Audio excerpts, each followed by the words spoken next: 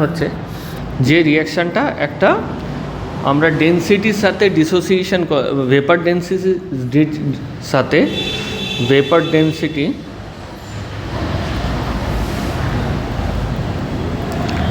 Versus কি দেখব dissociation constant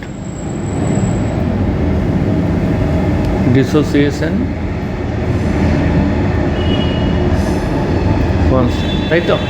তার মানে একটা রিয়াকশান আমাদের ভাবা যাক, কি রিয়াকশান এ, এটা NB, ঠিক তো।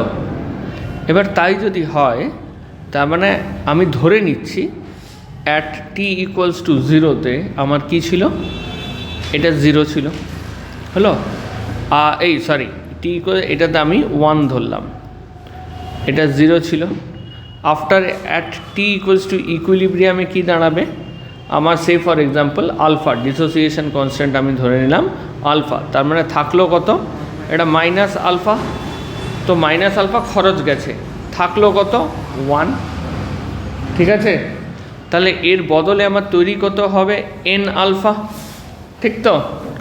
তার মানে আমার অ্যাট টিতে আমি একটা কি জিনিস দেখলাম, যে টিতে আমার থাকবে at t=0 number of moles কত ছিল, =1। এবারে t=ইকুইলিব্রিয়াম, নাম্বার অফ মোলস কত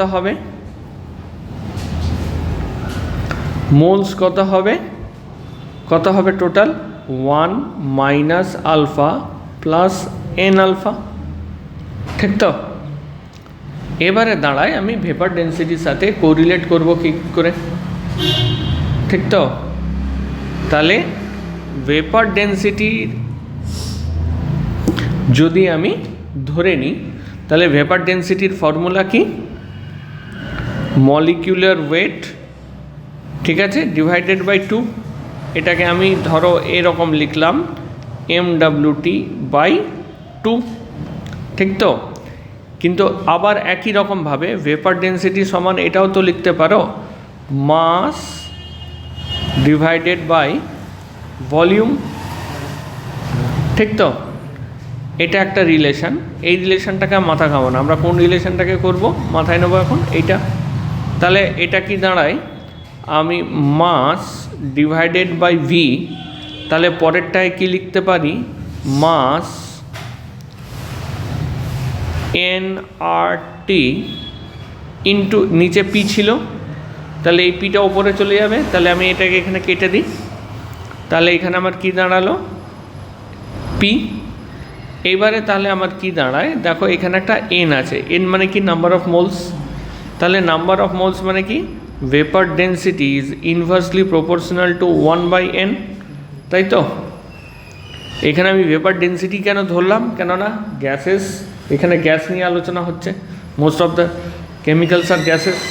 তাহলে একটা জিনিস আমার দাঁড়ায় যেটা, আমি এই কনক্লুশনটা পেলাম, হলো vapour density inversely proportional to n or vapor density proportional to 1/n, ঠিক। এবারে আমি দ্বিতীয় ধাপে আসি, আমি এখান থেকে আমি রিলেশন পেয়েছি নাম্বার অফ মোলস। এবারে আমি যদি ধরি অ্যাট t=0 ভেপার ডেন্সিটি আমি ধরে নিলাম Ti ছিল, ঠিক তো। আর t=ইকুইলিব্রিয়ামে ভেপার ডেন্সিটি কত ছিল, ডি ইকুইলিব্রিয়াম। তাহলে এবার আমি লিখতে পারি তো DI/DE, তাহলে কি লিখতে পারি, প্রপোর্শনাল টু, ঠিক তো। তাহলে প্রপোর্শনাল টু এখানে আমি কি লিখতে পারি, এই তো নাম্বার অফ মোলস অ্যাট, এটার জন্য আমি এটা লিখব, এটা ইকুইলিব্রিয়ামে আছে তো, তাহলে number of moles of at equilibrium, আর এটা হচ্ছে DI, তার মানে কি এটা ইনিশিয়াল ছিল, তার মানে number of moles at initial ছিল তো, তার মানে ইনিশিয়াল, তার মানে ডিআই বাই ডি ইকুইলিব্রিয়াম, যেহেতু দুটো ক্ষেত্রে প্রপোর্শনালিটি কনস্ট্যান্ট আছে আমি ডিরেক্টলি ইকুয়াল লিখে দিচ্ছি, ওপরে প্রপোর্শনালিটি কনস্ট্যান্ট নিচে প্রপোর্শনালিটি কনস্ট্যান্ট। তাহলে এবার আমার কী দাঁড়ায়, ডি ইকুইলিব্রিয়ামে আমার কী দাঁড়াবে 1 minus alpha plus N alpha, নিচে কী দাঁড়াবে 1।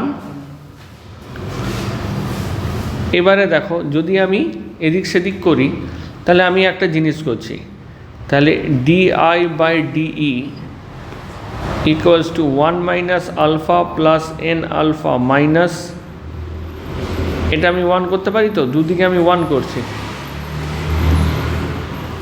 হলো।